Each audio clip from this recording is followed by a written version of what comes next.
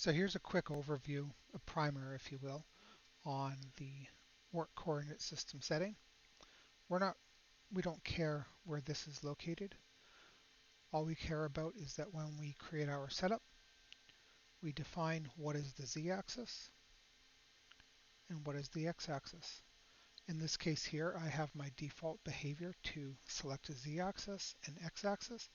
That way it aligns the part correctly to my work holding and my machine.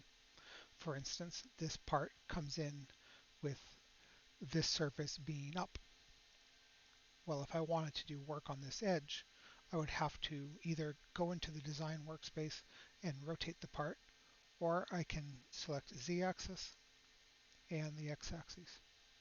Now, it is true that you can't have a z positive this way with an x positive that way and a y positive that way. If you flip the x-axis, it will change the orientation of the x and the y. There are some machines, like I believe it's the wood wop, I may be mistaken on that, but there are some machines that have Z positive going into the part. Twin spindle lathes, I have a Doosan Lynx, and that is also Z positive is going into the part. So we just have post-processor edits to handle those cases.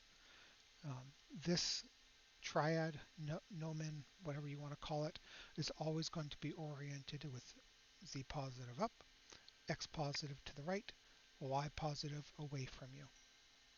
Hopefully that's helpful.